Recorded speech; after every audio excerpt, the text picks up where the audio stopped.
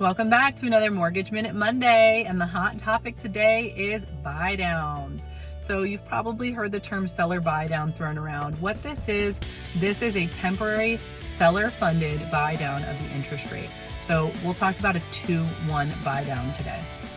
So a 2-1 buy down means we're temporarily buying the rate down for 2 years. So for example, if your interest rate right now is at 7%, when you are doing a 2-1 buy down, the first year it would be bought down to 5%. The second year it would be bought down to 6%. By the third year, you're back up to that 7% original rate. You'd still have to qualify at that original 7% rate, but it's going to save you the first year and the second year on your monthly mortgage payment and might be a temporary solution for battling some of these high rates.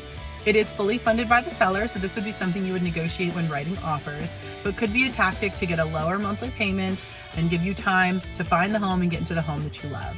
So if you're interested in a seller buy down or you want to learn more about how to get in your home, please give me a call today.